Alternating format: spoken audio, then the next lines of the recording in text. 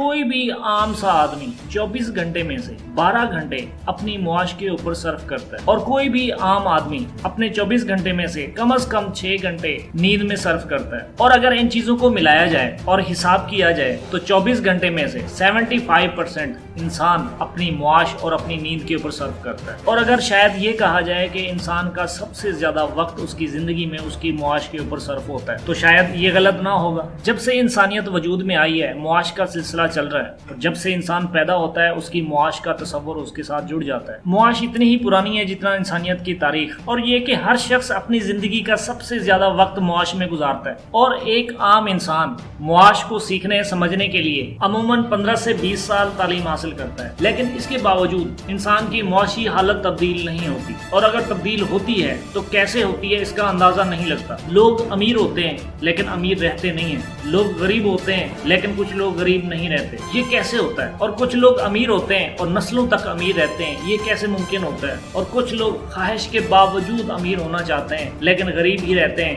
اس کی کیا وجوہات ہیں؟ معاش کیسا علم ہے کہ پچھلی نسل اگلی نسل کو منتقل نہیں کر پاتی؟ یہ کیسا راز ہے کہ انسان کو خود سیکھنا پڑتا ہے، یا ورثے میں ملتا ہے، یا تعلیم سے ملتا ہے، یا کسی کتاب سے حاصل ہوتا ہے، یا کون سی ایسی چیز ہے جو انسان کو اس کی معاش میں بہتر کر دیتی ہے؟ اگر کسی شخص کو ان سوالات کے جواب بتائیں تو وہ شاید دنیا کا قیمتی انسان ہے، کیونکہ دنیا کی اکثر آبادی کو دیکھ کر یہ محسوس ہوتا ہے کہ یہ ایک ایسا راز ہے جو شاید ان کو معلوم نہیں ہے۔ یہ سارے سوال پیدا کرنے کا مقصد ذہنی الجھن پیدا کرنا نہیں، اور نہ ہی بات کو طویل کرنا مقصد ہے، صرف اتنا ہی مقصود ہے کہ معاش انسان کا سب سے طویل مسئلہ ہے، اور کہیں نہ کہیں انسان کی سمجھ میں یہ غلطی رہ جاتی ہے جس کی وجہ سے لوگ اس کو نہیں سمجھ پاتے، اور کوئی اگر یہ دعویٰ کرتا ہے کہ وہ اس معاش کو پرفیکٹ سمجھتا ہے تو وہ بھی شاید غلط ہو۔ اس معاملے کو کس نوعیت سے دیکھنا ہے یہ بہت سارے مسائل کو آسان کر دیتا ہے، اور اس مسئلے کو نظر انداز کر دینا یہ بھی خطرناک ثابت ہوتا ہے۔ المختصر اس مسئلے کے بارے میں اتنا کہا جا سکتا ہے کہ کوئی بھی مسئلہ ہو وہ تب تک حل نہیں ہوتا جب تک اس مسئلے کو اہمیت نہ دی جائے،